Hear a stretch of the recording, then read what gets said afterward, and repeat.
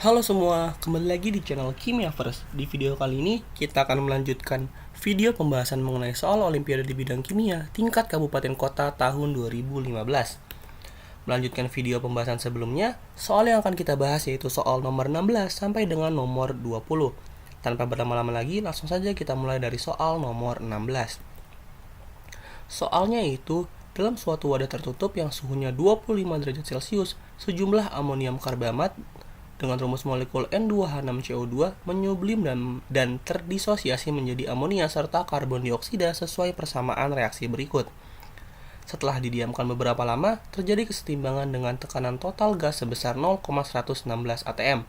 Nilai Kp untuk reaksi tersebut adalah, soal ini masuk ke materi di kelas 2 SMA yaitu bab kesetimbangan kimia. Untuk menjawab soal ini, yang perlu diingat adalah fasa-fasa yang digunakan untuk menentukan Kp hanyalah fasa gas saja. Lalu, karena diketahui tekanan total gas pada fasa kesetimbangan adalah 0,116 atm, kita bisa mencari tekanan parsial masing-masing senyawa gas dengan membandingkan koefisien senyawa yang dicari dengan koefisien total fasa gas dalam reaksi. Koefisien totalnya yaitu 3, 2 dari koefisien amonia, dan 1 dari koefisien CO2.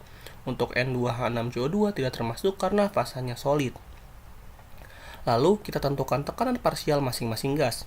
Pertama yaitu tekanan parsial amonia, yaitu koefisien amonia dibagi dengan koefisien total dikali dengan tekanan total, di mana angkanya yaitu 2/3 dikali 0,116 dan mendapatkan hasil 0,077. Lalu untuk tekanan parsial gas CO2 yaitu 1/3 dikali 0,116 dan mendapatkan hasil 0,039. Karena kita sudah mendapatkan tekanan parsial masing-masing gas pada keadaan setimbang, selanjutnya kita bisa mendapatkan nilai dari Kp-nya. Nilai Kp-nya yaitu tekanan NH3 pangkat 2 dikali dengan tekanan CO2 sama dengan 0,077 pangkat 2 dikali dengan 0,039 dan hasilnya adalah 2,31 dikali 10 pangkat min 4. Sehingga jawaban yang paling tepat adalah opsi yang E. Kemudian kita masuk ke soal selanjutnya yaitu soal nomor 17. Soalnya yaitu larutan garam-garam di bawah ini masing-masing konsentrasinya adalah 0,1 molar. Larutan yang memiliki nilai pH paling tinggi adalah, soal ini merupakan materi hidrolisis garam yang dipelajari di kelas 2 SMA. Pada soal diminta pH tertinggi yang artinya pH paling basa, sehingga kita bisa fokus terlebih dahulu ke opsi-opsi yang menghasilkan pH basa. Opsi A dan B termasuk larutan asam karena garamnya terbuat dari basa lemah dengan asam kuat. Lalu opsi C, D, dan E merupakan larutan basa karena garamnya terbuat dari basa kuat dengan asam lemah. Jika sudah mendapatkan opsi dari larutan basa, kita tinggal mencari opsi mana yang terbuat dari asam sangat lemah. Untuk mudahnya yang bisa kita lihat dari nilai Ka-nya yang sangat kecil. Nilai Ka yang sangat kecil ini akan menyebabkan pH menjadi sangat basa atau sangat tinggi. Sehingga jawaban yang paling tepat adalah opsi yang E. Nah, untuk yang masih bingung, kita bisa mencobanya dengan dua larutan garam dengan dua nilai Ka yang berbeda, yaitu senyawa X dengan nilai Ka 10 pangkat min 3, sedangkan senyawa Y dengan nilai Ka sebesar 10 pangkat min 5, dengan konsentrasi masing-masing senyawa yaitu 0,1 molar. Untuk senyawa X mendapatkan nilai pOH sebesar 6, sedangkan untuk senyawa Y mendapatkan nilai pOH sebesar 5. Dari percobaan ini, kita bisa mendapatkan kesimpulan, semakin kecil nilai Ka, maka pOH yang dihasilkan akan semakin kecil juga, sehingga nilai pH yang dihasilkan akan semakin mendekati nilai 14, yang artinya pH menjadi semakin basa atau semakin tinggi. Dengan demikian, jawaban yang paling tepat adalah opsi yang E karena memiliki nilai Ka yang sangat kecil atau yang paling kecil dibandingkan semua opsi. Kemudian, kita bisa lanjut ke soal selanjutnya yaitu soal nomor 18. Soal nomor 18 yaitu dalam fotografi, padatan AgBr yang tersisa dilarutkan dalam larutan Na2S2O3. Ion Ag+ bereaksi dengan ion S2O32- membentuk senyawa kompleks AgS2O32 kali 3- dengan persamaan reaksi sebagai berikut. Jumlah padatan AgBr yang dapat larut dalam 125 ml larutan Na2S2O3 1,20 molar adalah. Untuk menjawab soal ini, kita perlu menjumlahkan kedua reaksi terlebih dahulu untuk mendapatkan nilai kesetimbangannya. Karena kedua reaksi sama-sama mempunyai Ag+ di arah panah yang berlawanan, maka Ag+ bisa kita hilangkan sehingga menghasilkan reaksi AgBr ditambah S2O32- menghasilkan senyawa kompleks AgS2O32 kali 3- dan ion Br-. Untuk nilai Kc-nya ini didapatkan dari mengalihkan Ksp dengan Kf. Karena dalam konsep kesetimbangan, ketika reaksi dijumlah maka nilai K-nya harus dikalikan. Hasilnya itu mendapatkan nilai Kc sebesar 10,8. Lalu informasi selanjutnya yang bisa kita dapatkan adalah konsentrasi garam natrium tiosulfat yaitu 1,2 m. Sehingga menghasilkan ion tiosulfat sebesar 1,2 molar juga karena memiliki koefisien yang sama. Dari informasi ini, kita bisa masukkan nilai 1,2 m ke reaksi yang tadi sudah kita jumlahkan. Dan karena di soal ditanyakan jumlah padatan AgBr, maka bisa kita asumsikan bahwa padatan AgBr yang bereaksi dengan ion tiosulfat sebesar X. Sehingga kita mendapatkan reaksi seperti ini. Dimana karena dianggap AgBr yang bereaksi adalah X, maka ion tiosulfat yang bereaksi adalah 2X karena memiliki koefisien 2. Lalu didapatkan ion kompleks Ag tiosulfat dengan ion Br- sebesar X juga. Sehingga persamaan akhirnya adalah seperti ini. Di sini AgBr dianggap tidak ada karena fasanya berada pada fasa solid yang tidak diperhitungkan dalam kesetimbangan. Karena sebelumnya kita telah mendapatkan nilai Kc, kita bisa menggunakan nilai tersebut untuk mencari nilai X, dan melalui persamaan tersebut didapatkan nilai X sebesar 0,52 molar. Ini untuk perhitungannya pakai kalkulator ya. Jadi di video ini kita akan fokus membahas bagaimana cara mendapatkan jawabannya saja. Dan karena olimpiade kimia itu biasanya boleh pakai kalkulator, jadi angkanya itu agak kurang bagus jika dipakai perhitungan manual. Maka dari itu di video ini kita akan fokus menyelesaikan permasalahan atau soalnya saja. Nah, setelah mendapatkan nilai X, nilainya itu kita masukkan ke persamaan pertama. Karena pada perhitungan Kc terdapat konsentrasi Br- sebesar X, maka bisa kita masukkan nilai konsentrasi dari ion Br- sebesar 0,52 molar. Lalu karena jumlah koefisien antara AgBr dengan ion Br- sama-sama 1, maka konsentrasi AgBr sama dengan konsentrasi ion Br- yaitu 0,52 molar. Setelah itu kita bisa mencari massa AgBr dalam soal. Pertama-tama kita tentukan terlebih dahulu Mr dari AgBr sebesar 188.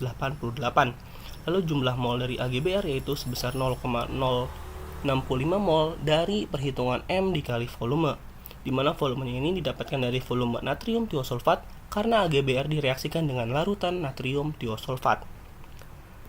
Sehingga massa AgBr yang didapatkan untuk bisa larut dalam natrium tiosulfat adalah 12,22 gram. Dengan demikian, jawaban yang paling tepat adalah opsi yang B. Kemudian kita masuk ke soal nomor 19, yaitu tentang laju reaksi yang dipelajari di kelas 11 SMA. Untuk soalnya itu, percobaan yang melibatkan reaksi oksidasi NO menjadi NO2 berlangsung sesuai persamaan reaksi berikut. Data yang diperoleh dari percobaan tersebut adalah sebagai berikut. Nilai X dalam tabel adalah... Nah, untuk menjawab soal ini, kita perlu mencari tahu order reaksi dari masing-masing reaktan terlebih dahulu. Cara mencari order reaksi bisa dilakukan dengan membandingkan dua buah percobaan, di mana salah satu reaktan harus dibuat sama konsentrasinya.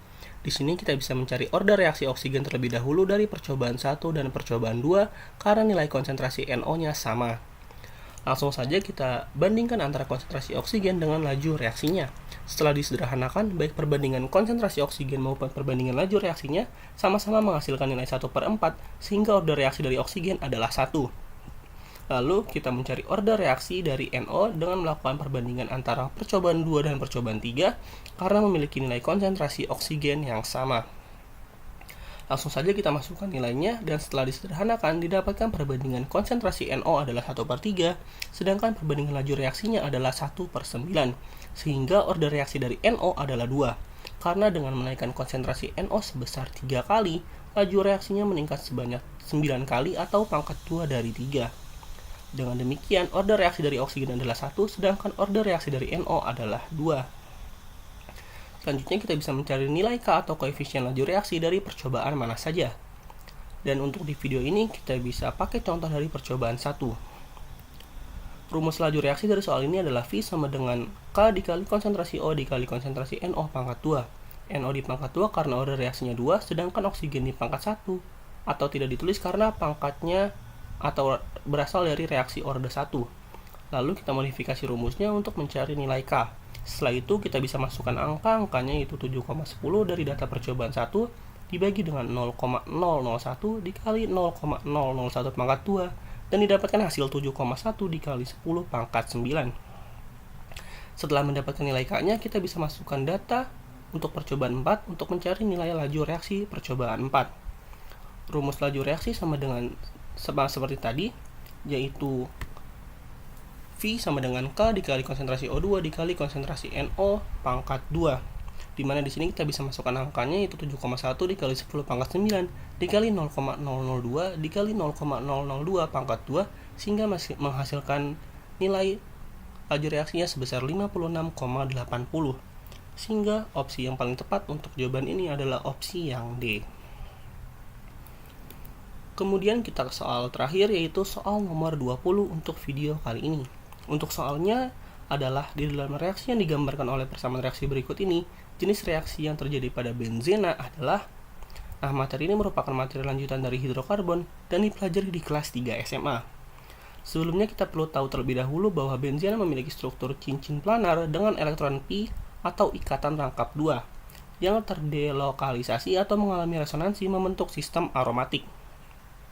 Struktur aromatik ini sangat stabil sehingga ikatan rangkapnya tidak mudah putus seperti ikatan rangkap pada umumnya di struktur cincin terbuka. Untuk lebih jelasnya, di sini terdapat struktur benzena yang memiliki 3 ikatan rangkap. Ikatan rangkap ini bisa berpindah-pindah atau mengalami resonansi. Struktur yang dapat mengalami resonansi merupakan struktur yang stabil. Maka dari itu, benzena tidak bisa mengalami reaksi eliminasi atau reaksi adisi karena kedua reaksi ini merupakan reaksi penambahan ikatan rangkap atau pemutusan ikatan rangkap. Sehingga jika ini terjadi, maka sistem aromatiknya akan rusak. Ditambah karena pada awalnya benzena ini sudah stabil secara struktur, maka perlu energi yang besar untuk mengalami reaksi eliminasi atau adisi, sehingga dari segi energi tidak menguntungkan. Maka dari itu, reaksi yang bisa terjadi adalah reaksi substitusi. Tetapi masalahnya reaksi substitusinya seperti apa? Karena di soal ada 3 reaksi substitusi. Untuk opsi C bisa kita eliminasi karena reaksi radikal biasanya membutuhkan energi tambahan seperti dari sinar UV, sehingga opsinya tersisa 2 saja, yaitu opsi B dan juga opsi D. Jawaban yang paling tepat adalah opsi B, yaitu substitusi elektrofilik. Penjelasannya yaitu dalam substitusi elektrofilik, benzena berperan sebagai penyumbang elektron atau nukleofil, sedangkan gugus yang akan disubstitusi merupakan gugus yang membutuhkan elektron atau elektrofil. Seperti pada mekanisme berikut ini, ikatan rangkap dari benzena berperan sebagai penyumbang elektron untuk menyerang elektrofil, sehingga elektrofil dapat tersubstitusi dengan gugus H dari benzena. Perbedaannya dengan substitusi nukleofilik adalah senyawa sebagai tempat substitusinya justru yang diserang oleh suatu gugus, sehingga menghasilkan pergantian gugus nukleofil dengan gugus yang sebelumnya ada di struktur tempat substitusinya.